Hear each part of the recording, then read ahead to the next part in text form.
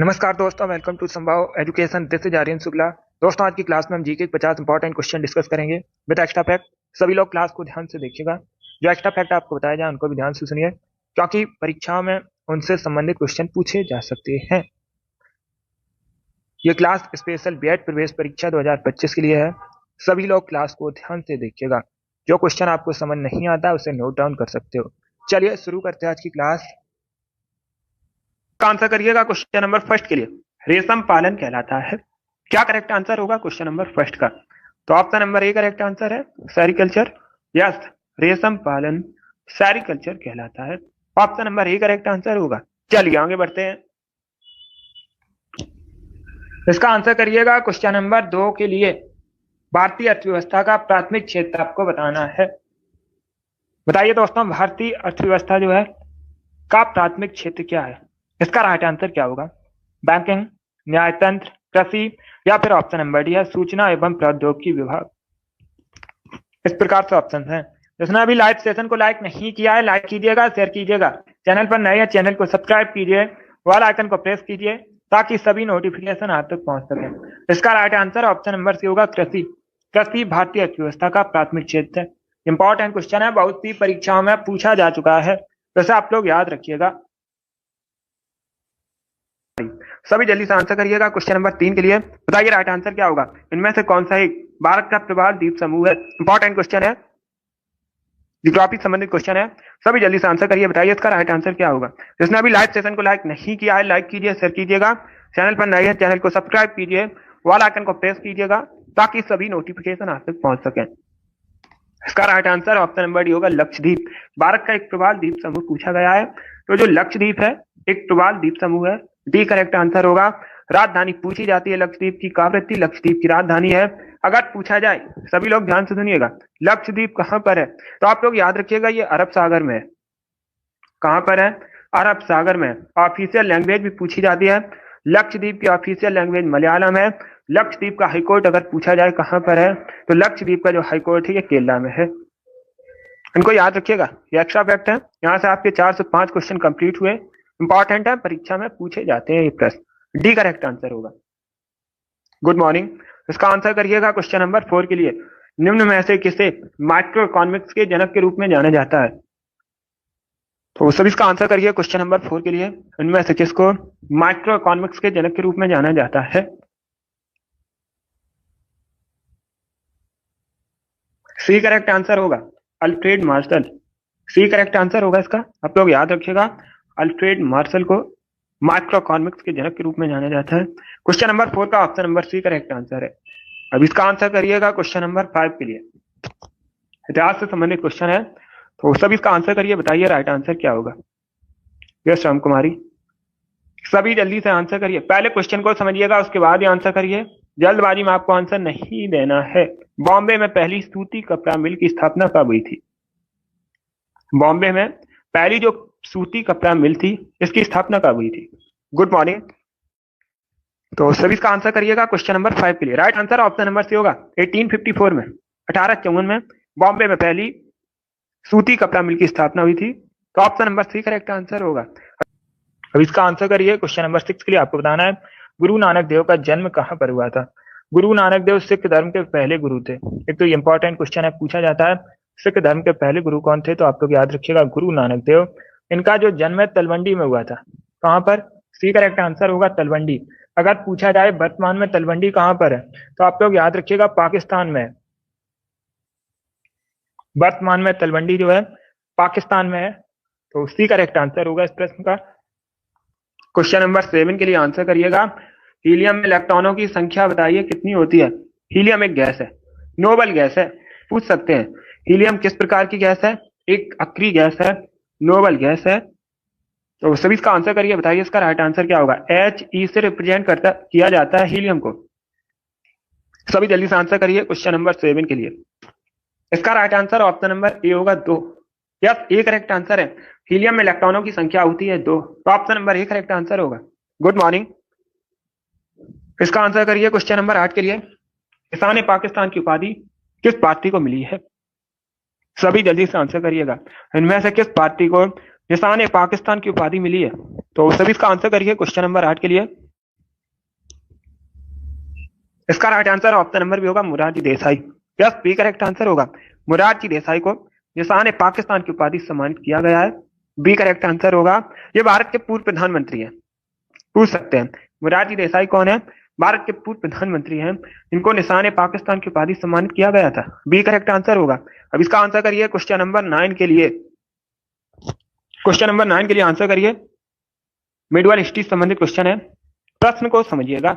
चित्रकारी किसके शासनकाल के दौरान अपने उच्चतर स्तर पर पहुंची थी? जो चित्रकारी थी ये किसके शासनकाल में अपने उच्चतम स्तर पर पहुंची थी?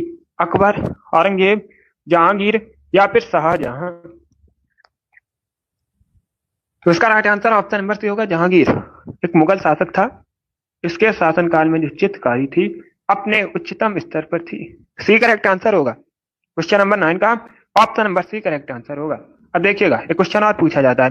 प्रश्न इस प्रकार से पूछा जाता है, ये किसका कथन है, किसने कहा था जो चित्रकला का शत्रु है वह मेरा शत्रु है? तो आप लोग याद रखिएगा, जहांगीर ने कहा था जो चित्रकला का शत्रु है वह मेरा शत्रु है। ये भी आप लोग याद रखिएगा। इसका आंसर करिएगा क्वेश्चन नंबर 10 के लिए। सिरका का केमिकल फॉर्मूला बताइए क्या होता है? आपको सिरका का केमिकल फॉर्मूला बताना है। साइंस से संबंधित क्वेश्चन है, तो सभी जल्दी से आंसर करिए। बताइए इसका राइट आंसर क्या होगा।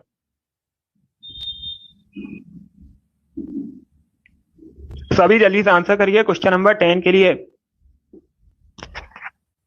इसका right answer option number C होगा, CH3COOH। Acetic acid chemical name है, ये भी याद रखिएगा।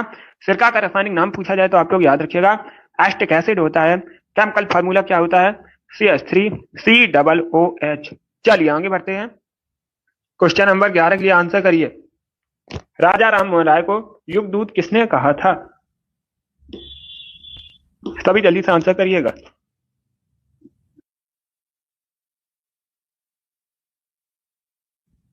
ये क्वेश्चन नंबर 11 है। इसका राइट आंसर ऑप्शन नंबर भी होगा, Subhash Chandra Bose. B correct answer होगा। सुभाष चंद्र बोस ने राजा राम मोहन राय को युगदूत कहा था। तो option number B correct answer है। अब इसका आंसर करिए क्वेश्चन नंबर 12 के लिए। भारत का कौन सा राज्य, प्रश्न को समझिए, आपको भारत के उस राज्य का नाम बताना है जो तीनों ओर से नेपाल, चाइना, भूटान से घिरा है। तो सभी इसका आंसर करिए क्वेश्चन नंबर 12 के लिए। इसका right answer option number C होगा, सिक्किम। या सिक्किम भारत का जो राज्य है ये तीनों ओर से नेपाल, चाइना, भूटान से घिरा है। सी करेक्ट आंसर होगा। अगर पूछा जाए सिक्किम की राजधानी तो आप लोग याद रखिएगा गंगटोक सिक्किम की राजधानी है। इसका आंसर करिए क्वेश्चन नंबर 13 के लिए। रविन्द्रनाथ टैगोर का जन्म कब हुआ था? रविन्द्रनाथ टैगोर पहले भारतीय व्यक्ति हैं जिनको नोबेल प्राइज मिला था। कब मिला था? 1913 में मिला था। किस क्षेत्र में मिला था? तो आप लोग याद रखिएगा साहित्य के क्षेत्र में मिला था, गीतांजलि के लिए। इसका right answer option number A होगा, 1861। यस, ये करेक्ट आंसर होगा 1861 में रविन्द्रनाथ टैगोर का जन्म हुआ था। तो ऑप्शन नंबर इसका राइट आंसर। 14 के लिए, भारत का प्रथम व्यक्ति बताइए कौन होता है? भारत का प्रथम व्यक्ति आपको बताना है कौन होता है भारतीय संविधान के अनुसार। इसका right answer option number A होगा, president. Yes, A correct answer है। जो राष्ट्रपति है भारत का प्रथम व्यक्ति होता है। अभी इसका आंसर करिए क्वेश्चन नंबर 15 के लिए। कैलाश सत्यार्थी को किस क्षेत्र में नोबेल प्राइज मिला था? तो इसका right answer option number D होगा, शांति के क्षेत्र में मिला था 2014 में। डी करेक्ट आंसर होगा इसका। ऑप्शन नंबर डी इसका राइट आंसर है। अब इसका आंसर करिए क्वेश्चन नंबर 16 के लिए। बताइए इसका राइट आंसर क्या होगा। धूपगढ़ चोटी जो है भारत में कहां पर स्थित है? राज्य बताना है आपको, स्टेट बताना है किस राज्य में है। राजस्थान में, मध्य प्रदेश में, उत्तर प्रदेश में या फिर गुजरात में? तो इसका राइट आंसर ऑप्शन नंबर भी होगा, मध्य प्रदेश में। बी करेक्ट आंसर होगा। धूपगढ़ चोटी जो है ये मध्य प्रदेश में स्थित है। Option number B correct answer होगा। अब इसका आंसर करिएगा क्वेश्चन नंबर 17 के लिए। सब इसका आंसर करिए। क्वेश्चन बायोलॉजी संबंधित क्वेश्चन है। आपको बताना है ऑक्सीजन की कमी के कारण मानव शरीर में सबसे पहले कौन सा होता है? तो सभी इसका आंसर करिए। बताइए इसका राइट आंसर क्या होगा।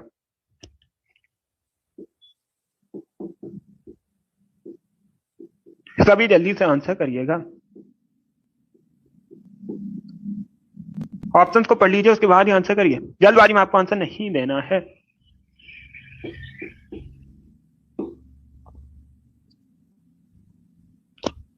इसका right answer option number D होगा, ब्रेन। डी करेक्ट आंसर होगा। आप लोग याद रखिएगा, मानव का जो ब्रेन है ऑक्सीजन की कमी के कारण सबसे अधिक प्रभावित होता है। सबसे अधिक पूछा गया था, तो ब्रेन करेक्ट आंसर होगा इसका। मस्तिष्क, डी करेक्ट आंसर होगा। अब इसका आंसर करिएगा क्वेश्चन नंबर 18 के लिए। गौतम बुद्ध के गृह त्याग का प्रतीक क्या है? सभी जल्दी से आंसर करिए। क्या पूछा गया है? गौतम बुद्ध के गृह त्याग का प्रतीक क्या है? इसका राइट आंसर क्या होगा दोस्तों? घोड़ा, हाथी, बैल या फिर भेड़? तो ऑप्शंस को पढ़ लीजिएगा, उसके बाद ही आंसर करिए। इसका right answer option number A होगा, घोड़ा। ए करेक्ट आंसर होगा। चलिए आगे बढ़ते हैं। अब इसका आंसर करिएगा क्वेश्चन नंबर 19 के लिए। भारत की जो 5वीं पंचवर्षीय योजना थी, मुख्य उद्देश्य क्या था इसका?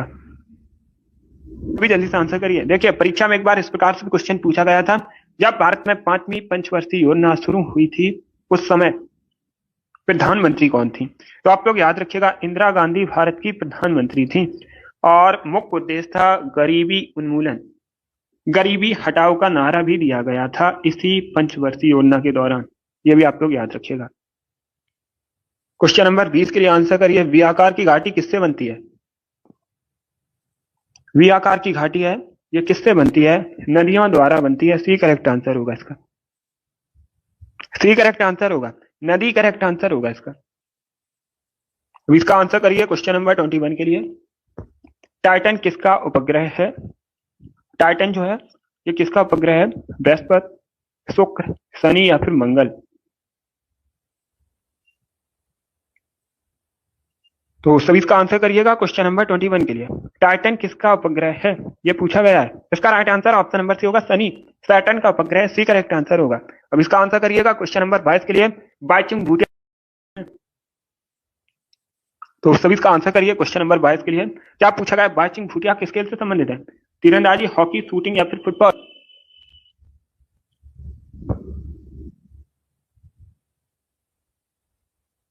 क्वेश्चन नंबर 22 के आंसर करिएगा। ऑप्शंस को पढ़ लीजिएगा, उसके बाद ही आंसर करिए, जल्दबाजी में आपको आंसर नहीं देना है। बहुत अच्छे, डी करेक्ट आंसर होगा, ये फुटबॉलर है। ऑप्शन नंबर डी इसका राइट आंसर। आप लोग याद रखिएगा, ये एक भारतीय फुटबॉलर है, Bhaichung Bhutia. D correct answer होगा। अब इसका आंसर करिए क्वेश्चन नंबर 23 के लिए। इतिहास से संबंधित क्वेश्चन है, सभी जल्दी से आंसर करिएगा। बांडीवास का युद्ध किसके किसके मध्य हुआ था, ये पूछा गया है। बांडीवास का युद्ध जो है किसके किसके मध्य हुआ था? इसका राइट आंसर क्या होगा? क्वेश्चन नंबर 23 है, इसका right answer option number A होगा, अंग्रेजों और फ्रांसीसियों के मध्य हुआ था। क्या करेक्ट आंसर होगा? ऑप्शन नंबर इसका राइट आंसर है। बांडीवास का युद्ध जो है 1761 में हुआ था। किसके किसके मध्य हुआ था? अंग्रेजों और फ्रांसीसियों के मध्य हुआ था। इसमें जीत किसकी हुई थी, पूछ सकते हैं। अंग्रेजों की जीत हुई थी, हार किसकी हुई थी? फ्रांसीसियों की। ये भी इंपॉर्टेंट है। इसका आंसर करिए क्वेश्चन नंबर 24 के लिए। शेर शाह के बचपन का नाम क्या था? तो फरीद खां करेक्ट आंसर होगा। शेर शाह के बचपन का नाम था फरीद खां। ऑप्शन नंबर इसका राइट आंसर है। इसका आंसर करिए क्वेश्चन नंबर 25 के लिए। ड्यूस शब्द जो है ये किस खेल से संबंधित है? लॉन टेनिस, क्रिकेट, बेसबॉल या फिर हॉकी?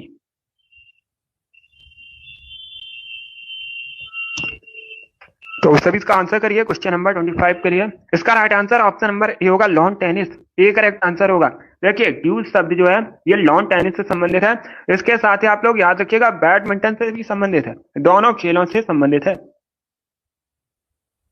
दोनों खेलों से संबंधित है लॉन टेनिस, टेनिस और बैडमिंटन से। ये करेक्ट आंसर होगा। अब देखिए, अगर परीक्षा में ये प्रश्न पूछा जाता है और टेनिस के स्थान पर बैडमिंटन लिखा है तो उसे भी टिक कीजिएगा, क्योंकि दोनों खेलों से संबंधित है। इसका आंसर करिए क्वेश्चन नंबर 26 के लिए। 26 के लिए आंसर करिएगा, इनमें से कौन चॉइस ऑफ टेक्निक्स पुस्तक के लेखक हैं? चॉइस ऑफ टेक्निक्स पुस्तक जो है किसके द्वारा लिखी गई है? तो ए करेक्ट आंसर होगा, अमर्त्य सेन। या तो ऑप्शन नंबर इसका राइट आंसर, आप लोग याद रखिएगा, अमर्त्य सेन ने चॉइस ऑफ टेक्निक्स पुस्तक लिखी है। ए करेक्ट आंसर होगा। अमर्त्य सेन कौन है? ये पहले भारतीय व्यक्ति हैं जिनको अर्थशास्त्र में नोबेल प्राइज मिला था। कब मिला था पूछ सकते हैं, 1998 में। इंपॉर्टेंट है, ये भी याद रखिएगा। 1998 में मिला था। पहले भारतीय व्यक्ति हैं नोबेल प्राइज प्राप्त करने वाले इकोनॉमिक्स में। ये करेक्ट आंसर होगा अमर्त्य सेन। 27 के लिए आंसर करिएगा। ऑस्ट्रेलिया महाद्वीप की सबसे बड़ी झील आपको बतानी है। ऑस्ट्रेलिया महाद्वीप की सबसे बड़ी झील कौन सी है? आयर झील। ये करेक्ट आंसर होगा। इसका आंसर करिएगा। क्वेश्चन नंबर 28 के लिए, यूरो कप किस खेल से संबंधित है? क्रिकेट, पोलो, फुटबॉल या फिर बैडमिंटन? तो right answer option number C होगा फुटबॉल। फुटबॉल से संबंधित है यूरो कप। और अगर पूछा जाए, सभी लोग ध्यान से सुनिएगा, फुटबॉल की एक टीम में खिलाड़ियों की संख्या कितनी होती है? 11 होती है। इंपॉर्टेंट है। फ्रांस का राष्ट्रीय खेल पूछा जाता है। फ्रांस का जो राष्ट्रीय खेल है ये फुटबॉल है। इंपॉर्टेंट है, से भी याद रखिए। चलिए इसका आंसर करिए क्वेश्चन नंबर 29 के लिए।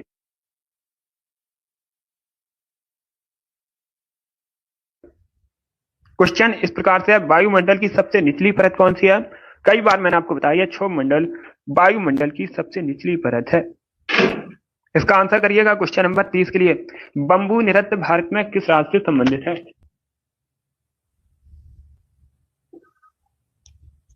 बंबू नृत्य जो है ये किस राज्य में प्रसिद्ध है?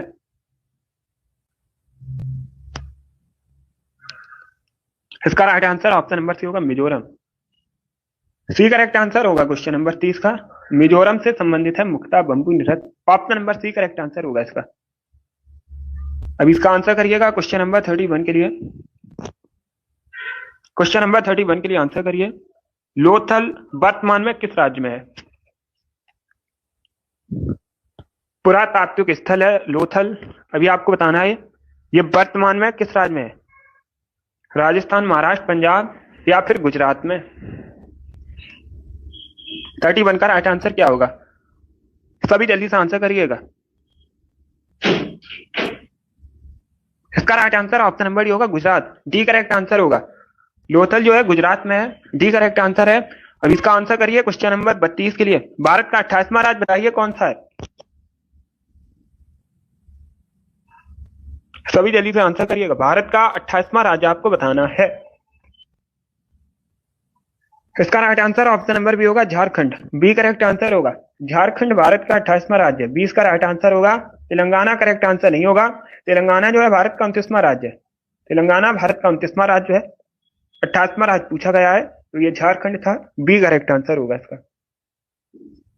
क्वेश्चन नंबर 33 के लिए आंसर करिएगा, पहिए का जो आविष्कार है किस काल में हुआ था? पहिए का आविष्कार नवपाषाण काल में हुआ था। ए करेक्ट आंसर होगा इसका। इसका right answer option number A होगा, नवपाषाण काल करेक्ट आंसर है। अब इसका आंसर करिएगा क्वेश्चन नंबर 34 के लिए, फास्पिन क्या है? फास्पिन एक गैस है। तो ऑप्शन नंबर ए का राइट आंसर होगा। 36 सॉरी ये क्वेश्चन नंबर 35 है। इसका राइट आंसर आपको बताना है क्या होगा? भारतीय प्रायद्वीप की सबसे लंबी नदी बताइए कौन सी है? प्रायद्वीपीय भारत की सबसे लंबी नदी बतानी है। यह भी एसएससी जीडी की परीक्षा में पूछा हुआ प्रश्न है। इसका राइट आंसर क्या होगा? क्वेश्चन नंबर 35 के लिए आंसर करिएगा। डी करेक्ट आंसर होगा गोदावरी। डी करेक्ट आंसर होगा इसका। भारतीय प्रायद्वीप की जो सबसे लंबी नदी है ये गोदावरी है। ऑप्शन नंबर डी इसका राइट आंसर होगा। इसका आंसर करिए क्वेश्चन नंबर 36 के लिए। इनमें से आपको बताना है कौन एक प्रसिद्ध बांसुरी वादक है। ये 4 ऑप्शन दिए गए हैं, पंडित रविशंकर, हरीश प्रसाद चौरसिया, अमजद अली खान या फिर बिस्मिल्लाह खान। इस प्रकार से ऑप्शन हैं, तो सभी जल्दी से आंसर करिए। बताइए क्वेश्चन नंबर 36 का राइट आंसर क्या होगा? इसका right answer option number B होगा, Hari Prasad Chaurasia. B correct answer होगा। बी करेक्ट आंसर होगा। हरि प्रसाद चौरसिया प्रसिद्ध बांसुरी वादक हैं। तो ऑप्शन नंबर 20 का राइट आंसर है। अब इसका आंसर करिएगा क्वेश्चन नंबर 37 के लिए। मेनिंजाइटिस रोग मुख्यतः किसे प्रभावित करता है? किस अंग को मुख्यतः प्रभावित करता है मेनिंजाइटिस रोग? तो ब्रेन करेक्ट आंसर होगा। मस्तिष्क को प्रभावित करता है। ऑप्शन नंबर डी का राइट आंसर है। 38 के लिए आंसर करिए, शाक्य मुनि और तथागत किसके अन्य नाम थे? शाक्य मुनि और तथागत किसके अन्य नाम थे? बी करेक्ट आंसर होगा गौतम बुद्ध के। इसका आंसर करिए क्वेश्चन नंबर 39 के लिए। चोल काल में जो सोने के सिक्के चलते थे उनको किस नाम से जाना जाता था? चोल काल में सोने के सिक्के कहलाते थे। तो सभी इसका आंसर करिए, बताइए इसका राइट आंसर क्या होगा। अगर पूछा जाए चोल वंश की स्थापना किसने की थी, तो आप लोग याद रखिएगा विजयालय ने। इंपॉर्टेंट है, पूछा जाता है चोल वंश की स्थापना किसने की थी, विजयालय ने की थी। एंड दूसरा क्वेश्चन पूछ सकते हैं चोल वंश की राजधानी क्या थी, तो आप लोग याद रखिएगा तंजौर या तंजावुर एक ही बात है, चोल वंश की राजधानी थी। ये दोनों इंपॉर्टेंट प्रश्न है। इसका right answer option number A होगा, कुलंजू कहा जाता था। क्या कहलाते थे? कुलंजू कहलाते थे। ए करेक्ट आंसर होगा। क्वेश्चन नंबर 40 के लिए आंसर करिए, सबसे पहले कोस्का का पता किसने लगाया था? रॉबर्ट हुक करेक्ट आंसर होगा। सबसे पहले जो कोस्का का पता है रॉबर्ट हुक ने लगाया था। बी करेक्ट आंसर होगा। क्वेश्चन नंबर 41 के लिए आंसर करिएगा, आगा खां कप किस खेल से संबंधित है? इसका राइट आंसर क्या होगा? इसका राइट आंसर होगा बी, हॉकी से संबंधित है। और फील्ड हॉकी एक टीम में खिलाड़ियों की संख्या 11 होती है। ये भी इंपॉर्टेंट है, इसको भी याद रखिएगा। इसका आंसर करिए क्वेश्चन नंबर 42 के लिए, एकल नागरिकता का प्रावधान भारतीय संविधान में किस देश के संविधान से लिया गया है? भारतीय संविधान में एकल नागरिकता का प्रावधान है, ये किस देश के संविधान से प्रेरित है? तो ब्रिटेन करेक्ट आंसर होगा। जो ब्रिटेन का संविधान है उसी से प्रेरित है भारतीय संविधान में एकल नागरिकता का प्रावधान। ये करेक्ट आंसर है। 43 के लिए आंसर करिएगा, ग्रीन हाउस प्रभाव के कारण। अब चारों ऑप्शन को पढ़ लीजिए, बताइए इनमें से कौन सा ऑप्शन करेक्ट होगा। देखिए पृथ्वी का तापमान बढ़ रहा है, बी करेक्ट आंसर होगा। ग्रीन हाउस प्रभाव के कारण पृथ्वी का जो तापमान है ये बढ़ रहा है। Option number B correct answer होगा। इसका आंसर करिएगा क्वेश्चन नंबर 44 के लिए, नेशनल स्टॉक एक्सचेंज का मुख्यालय कहां पर है भारत में? चेन्नई, दिल्ली, मुंबई या फिर बेंगलुरु में? मुंबई करेक्ट आंसर होगा। यह ऑप्शन नंबर सी का राइट आंसर है। मुंबई में आप लोग याद रखिएगा नेशनल स्टॉक एक्सचेंज का हेडक्वार्टर है, मुख्यालय है। 45 के लिए आंसर करिए, बताइए इसका राइट आंसर क्या होगा। वर्ली चित्रकला भारत की किस राज्य की लोक चित्रकला है? इसका राइट आंसर क्या होगा? मणिपुर, महाराष्ट्र, मिजोरम या फिर कर्नाटक? वर्ली चित्रकला जो है ये मुख्यतः भारत के किस राज्य से संबंधित है, किस राज्य की लोक चित्रकला है? तो इसका right answer option number B होगा, महाराष्ट्र। बी करेक्ट आंसर होगा। यस, मुख्यतः महाराष्ट्र से संबंधित है। 20 का राइट आंसर है। अब इसका आंसर करिए क्वेश्चन नंबर 46 के लिए, इतिहास से संबंधित क्वेश्चन है। किसके शासनकाल में सबसे अधिक मंगोल आक्रमण हुए थे? आपको उस शासक का नाम बताना है जिसके शासनकाल में सबसे अधिक मंगोल आक्रमण हुए थे। इसका राइट आंसर क्या होगा? अलाउद्दीन खिलजी करेक्ट आंसर होगा। अलाउद्दीन खिलजी के शासनकाल में सबसे अधिक मंगोल आक्रमण हुए थे। बी करेक्ट आंसर होगा इसका। अब इसका आंसर करिएगा क्वेश्चन नंबर 47 के लिए, अष्टाध्याय के लेखक बताइएगा। सभी जल्दी से आंसर करिएगा, अष्टाध्याय के लेखक आपको बताने हैं कौन है? वेद व्यास, पाणिनि,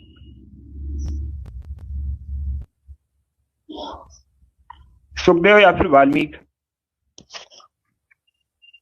इसका right answer option number B होगा, पाणिनि। बी करेक्ट आंसर होगा इसका, ऑप्शन नंबर बी।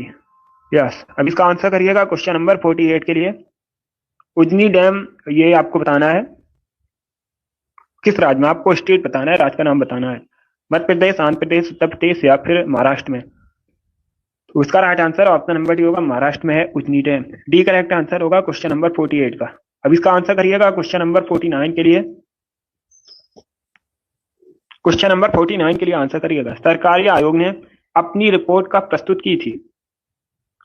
परीक्षा में इस प्रकार से क्वेश्चन पूछा जाता है, सरकारी आयोग किससे संबंधित है? तो आप लोग याद रखिएगा केंद्र और राज्य संबंध से संबंधित है। इंपॉर्टेंट है, पूछा जाता है प्रश्न। और पहली अपनी रिपोर्ट पूछा गया कब प्रस्तुत की थी? तो बी करेक्ट आंसर होगा 1988 में, 1988 करेक्ट आंसर होगा इसका। क्वेश्चन नंबर 49 का option number B correct answer है 1988। इसका आंसर करिए क्वेश्चन नंबर 50 के लिए, आज का लास्ट क्वेश्चन है, उर्दू किस भाषा का शब्द है? सभी जल्दी से आंसर करिए क्वेश्चन नंबर 50 के लिए, उर्दू किस भाषा का शब्द है? तुर्की, फारसी, अरबी या फिर संस्कृत?